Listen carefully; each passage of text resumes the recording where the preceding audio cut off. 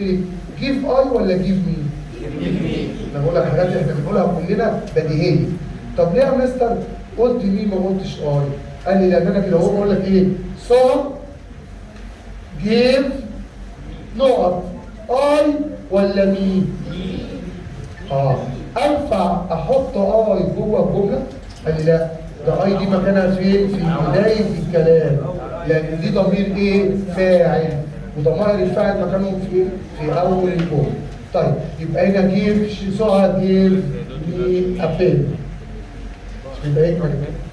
يبقى في عندي ضمير فاعل وضمير ايه؟ ضمائر الفاعل مكانهم في بدايه الجمله، ضمائر المفعول مكانهم بعد الفعل. طيب I me he him she her it we us you they them. لما تيجي حضرتك تذاكرهم يا استاذ اللي مشغول عني يا بيه، لما اجي اذاكرهم عشان ما تلخبطش كده وابقى عارف معناهم. I me he him she her it we us you they them. لما تسأل سؤال ايه الفرق بين شي وهير؟ قال لي شي ضمير فاعل يجي في بدايه الكلام او جمله. هير هي معناها هي برضه بنت، ولكن ده ضمير مفعول يجي بعد الفعل. يبقى اقول كده اهو the teachers sent space a card. she ولا هير؟ اختار ايه؟ صار يا جماعه. ليه؟ ليه يا منى؟ عشان تبقي معايا بس. شيلي بقى التليفون. بص انا قلت كده يا منى. ايه الفرق بين شي وهير؟ قال لي شي تيجي في بدايه الكلام ده ضمير فاعل. اما هير تيجي بعد الفعل. بص كده ذا تيتشر فاعل، سنت شي ولا هير؟ قال لي لا هنختار ايه يا مستر؟ هير ضمير مفعول. طيب ما تيجي بقى كده نحل اكسرسايز على الجزء ده.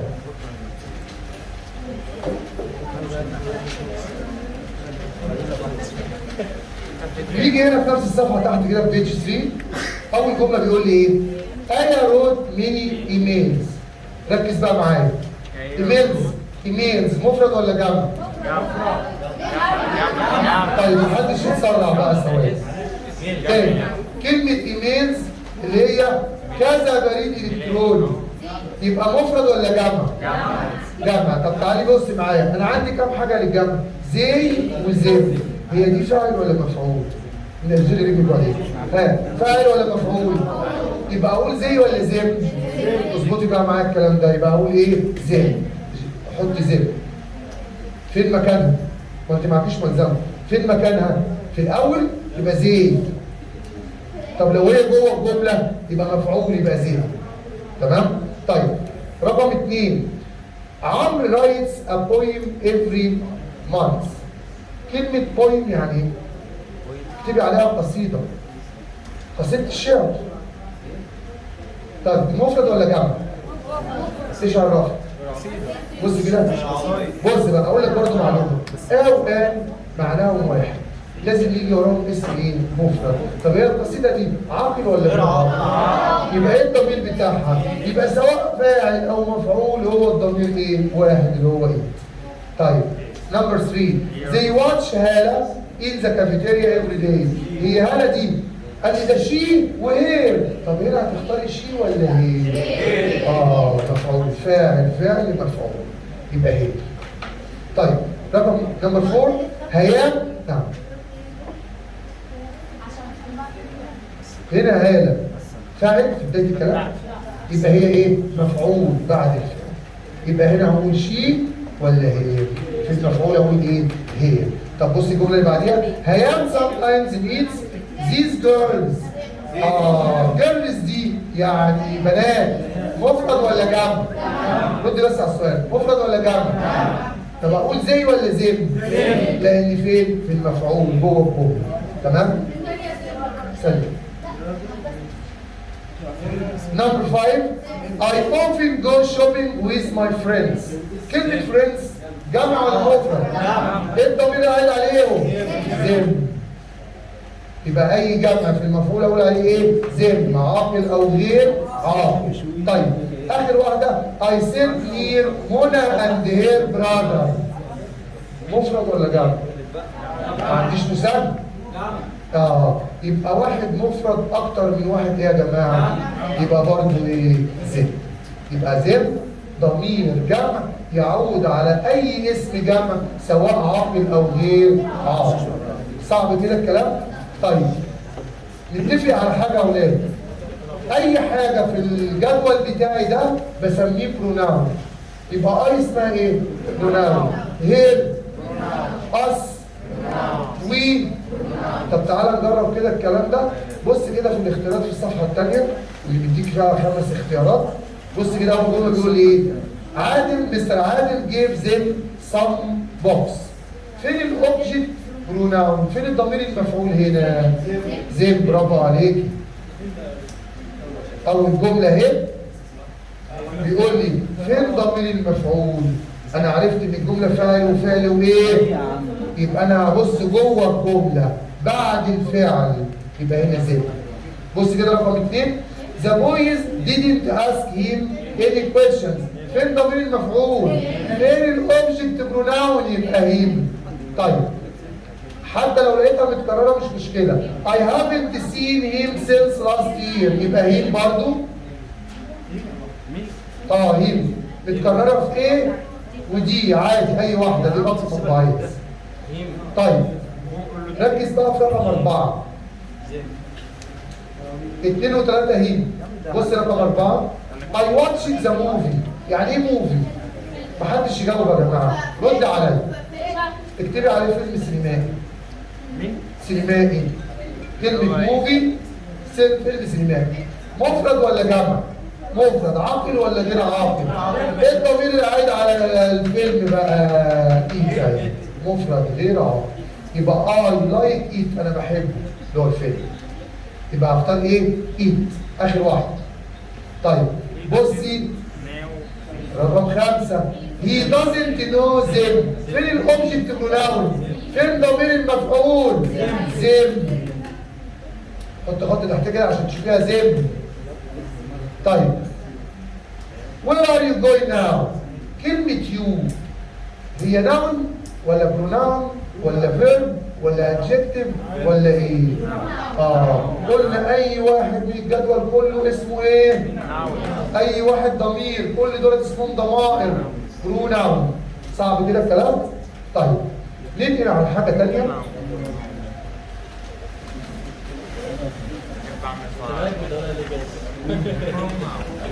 خدت اول نوعين من الضمائر، هناخد نوعين تانيين. سيب الملزمة خالص. بص معايا شباب ثواني. لو انا جيت قلت whose pen is this؟ ملك مين القلم ده؟ بص كده مرة اقول ايه؟ This is my pen. قلم.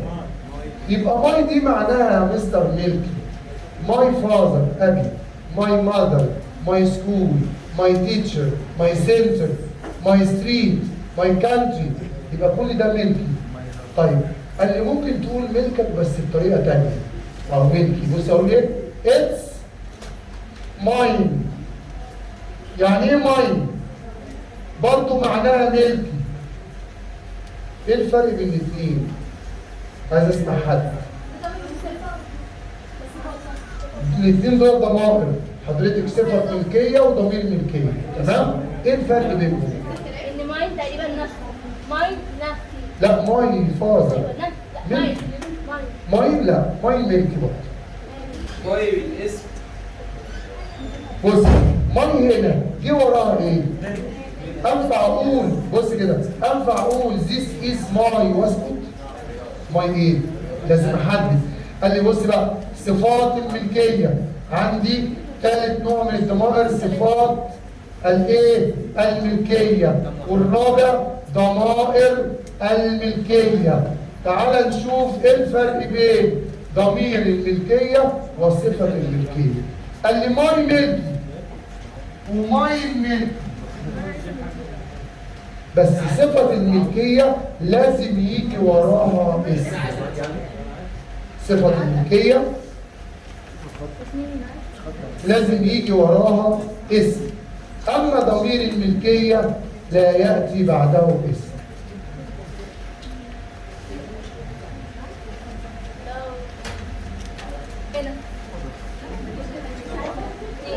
لا دي ايه معاها؟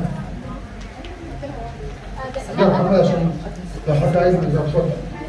يا جماعة انت خدتي ملزمة ولا أول مرة؟ أول مرة هات ملزمة محمد.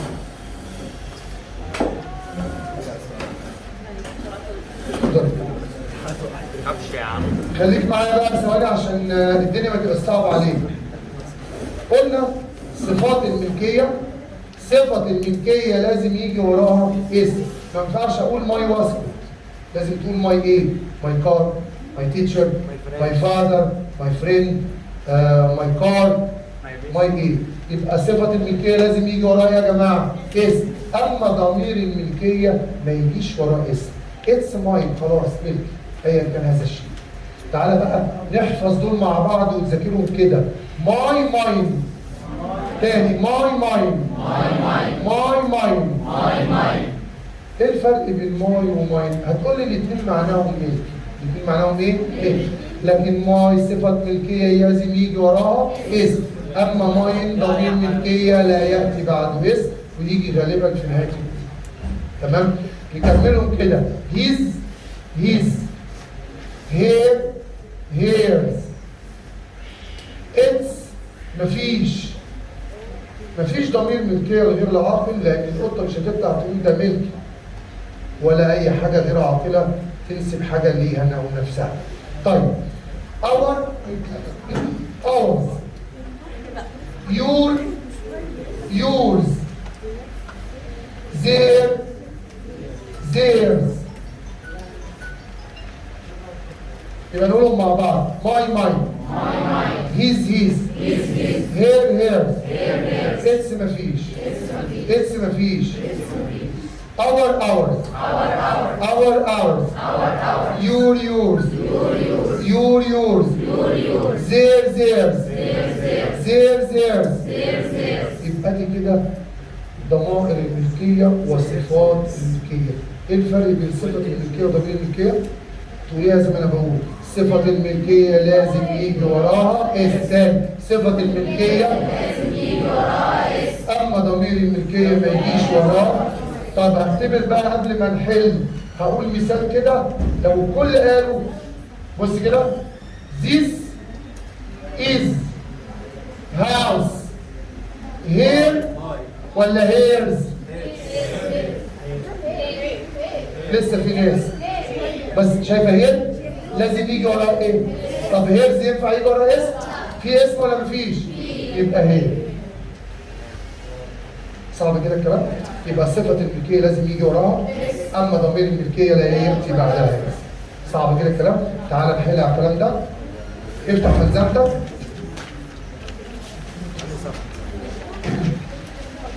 صفحة بيج 5 صفحة 5. الجملة هتلاقي مكتوب عليها 23 من غير كلام يا رجالة. بص كده أول جملة بيقول إيه؟ The children don't like Spanish. Spanish اللي هي اللغة الأسبانية. هي اللغة دي مفرد ولا جمع؟ لغة أسبانية. عاقل ولا غير عاقل؟ يبقى إيه الضمير اللي عايد عليه؟ إيد أهي. They don't like it. يبقى لتر بي. طيب 24 I can see ناجي. اسمها عشان تفهمي الكلام عايد على مين. يبقى انا بتكلم على ناجي. ناجي ده مفرد ولا جمع؟ مؤنث ولا مذكر؟ يبقى كل الكلام هيبقى على المذكر على هي وهيم. بص كده المثال. مش انا قلت محدش جاوب يا جماعه؟ سيبني اشرح لزمايلك. يبقى I can see ناجي. over there I can see هي ولا هيم؟ فاعل وفعل وايه؟ ومفعول. يبقى انا اقدر اشوف I can see ايه؟ هيم. يبقى انا هنزل اختار لتر سي. 25 I saw ماجدة. ماجدة واحد ولا واحدة؟ مفرد ولا جمع؟ مفرد. ايه المفرد بقى عندي هنا؟ شي وايه؟ وهير. يبقى هقول ايه؟ I had dinner with she ولا with her؟ المفعول اسمه ايه؟ هير. طيب 26 This is هالة bag. شايف الابوستروف اس دي؟ مش انا قلت محدش يتكلم يسمعني بس. الابوستروف اس دي اكتب فوقها كده بالكلمه. الابوستروف اس ما بين الاسمين دي للايه؟ للملكيه. عايز اقول ايه؟ شنطه هاله. يبقى عايز اقول دي ملكها، اقول اتس هير ولا اتس هيرز؟ في اسم بعد النقط؟ يبقى اقول هيرز. بص كده. ليه؟ لان ضمائر الملكيه لا ياتي بعدها اسم. يبقى انا اقول هنا ايه؟ هيرز. انزل شوف هيرز رقم كام لتر بي. طيب 27 we study space lessons every night. احنا بنذاكر دروسهم ولا دروسنا؟ دروسها ولا دروسنا؟ احنا بنذاكر دروسنا احنا. يعني ايه بقى دروسنا؟ بص كده.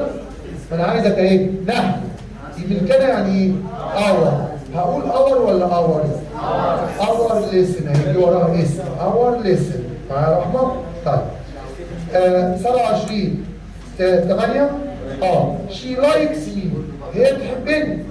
معايا يا محمد؟ هي ايه؟ بتحبني انا. عايز اقول انا بحبها. and I like ايه؟ she ولا هي؟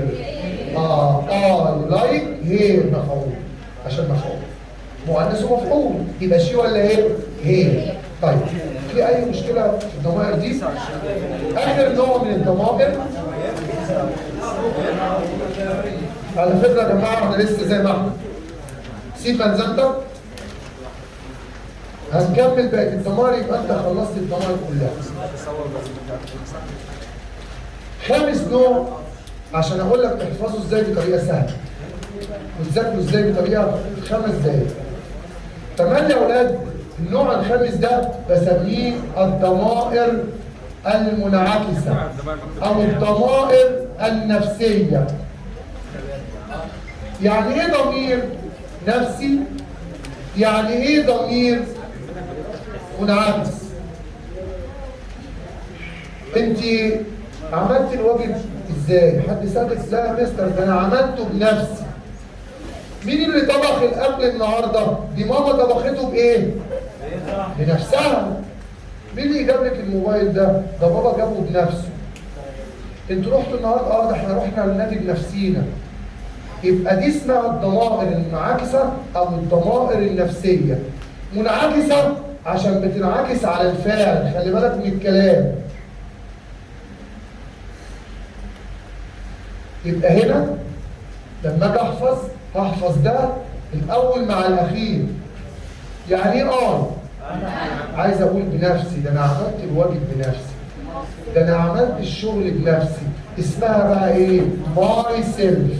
ماي ايه؟